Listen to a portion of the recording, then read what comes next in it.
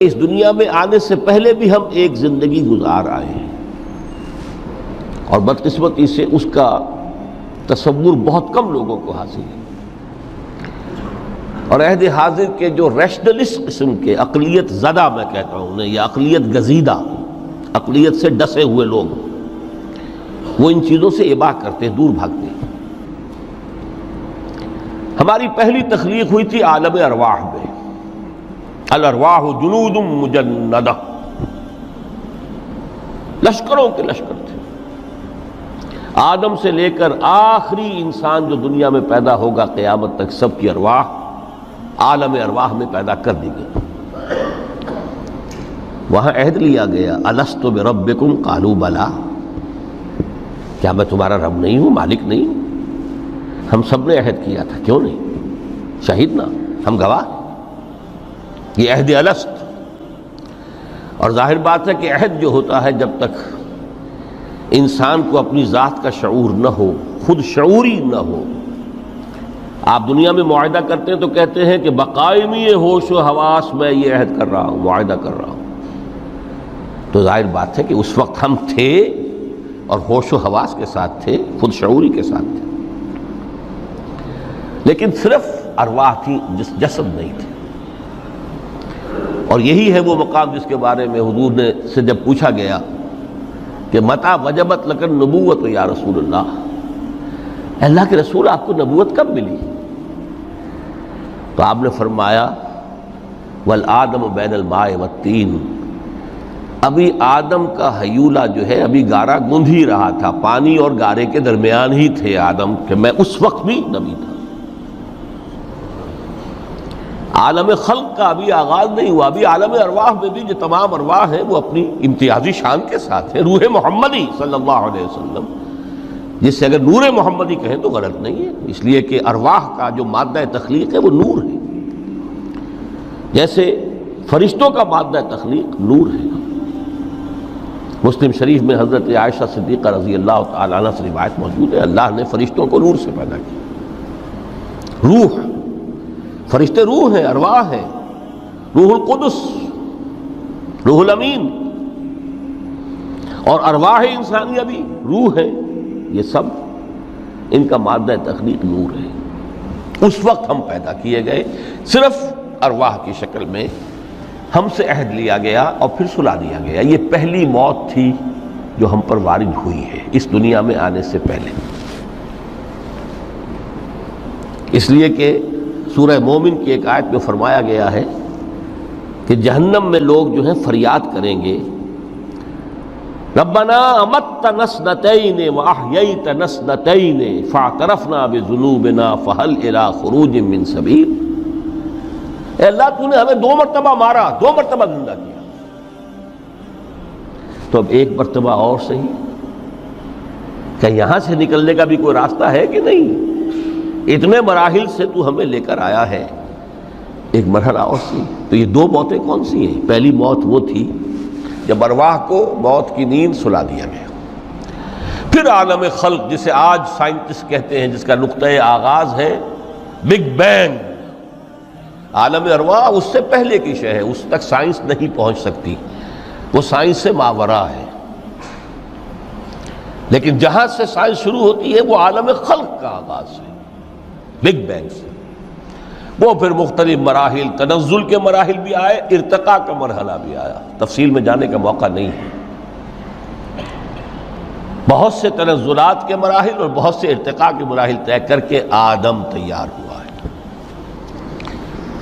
حضرت بیدل نے رحمت اللہ علیہ بہت خوبصورت شعر کہا ہے، ہر 2 عالم خاک شد تا بست نقش آدمی، اے بہار نیستی از قدر خود ہوشیار باش۔ یہ پوری جو بھی کائنات کا جو سلسلہ شروع ہوا، بگ بینگ، اور بہت بڑے بڑے جو ناری کرے تھے جن کی کہ حرارت کا جب تذکرہ کرتے ہیں سائنسدان تو trillions and trillions of foreign height, یہ ان کی اس وقت اس کی جو حرارت کا عالم تھا، لیکن پھر وہ ٹھنڈے ہوئے، کچھ اس میں سے کوئی، پھر خاک کی تہ جو ہے زمین کے اس کرے پر آئی، ہر 2 عالم خاک شد۔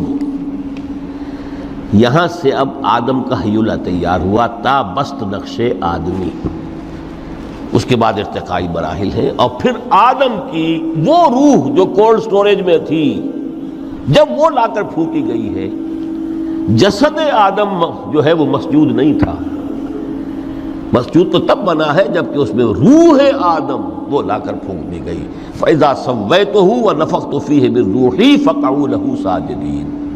یہاں سے حیات دنیاوی کا آغاز ہو گیا۔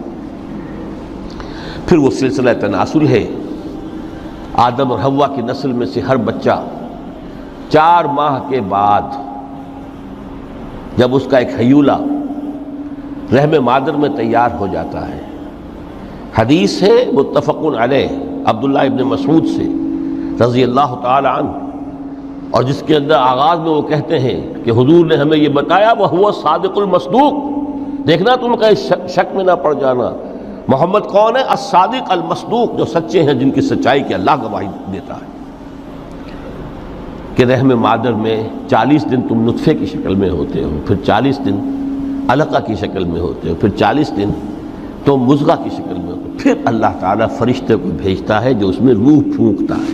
وہی عمل جو آدم کے جسد حیولہ کے ساتھ ہوا تھا، ہر ابن آدم اور بنت آدم کے لیے وہی عمل ہے کہ جو رحم مادر میں 4 مہینے کے بعد دہرایا جاتا ہے۔ یہاں سے حیات دنیاوی شروع ہوئی، پھر موت، یہ دوسری موت ہے۔ اب پہلی موت تو وہ تھی، لیکن دوسری موت یہاں سیپریشن ہو جائے گی۔ جو زمین سے آیا تھا تخلیقی مادہ، وہ جسم میں گیا، جسم زمین میں گیا، گل سڑ کر ختم ہوا۔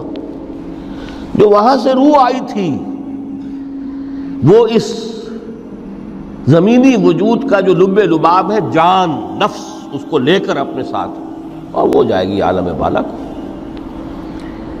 پھر یہ ایک وقفہ ہے، پھر بعث بعد الموت ہے۔ تو احیاء بھی 2 ہو گئے، ایک مرتبہ پہلی موت کے بعد زندہ کیا اس عالم میں، آنکھ کھلی اس عالم میں ہماری، یہ پہلا احیاء تھا۔ کیف تکفرون باللہ وکنتم امواتا فاحیاکم ثم یمیتکم ثم یحییکم ثم الیہ ترجعون۔ دوسرا احیاء وہ ہوگا قیامت کے دن، بعث بعد الموت، اور پھر اس کے بعد وہ زندگی ابدی زندگی ہے، ہمیشہ کی۔ یہ تصور سامنے رکھیے۔ تو یہ جو تھوڑا سا وقفہ، یہ تو زندگی بہت طویل ہے، تو اسے پیمانہ امروز و فردا سے نہ ناپ، جاویداں پیہم دماں، ہر دم جواں ہے زندگی۔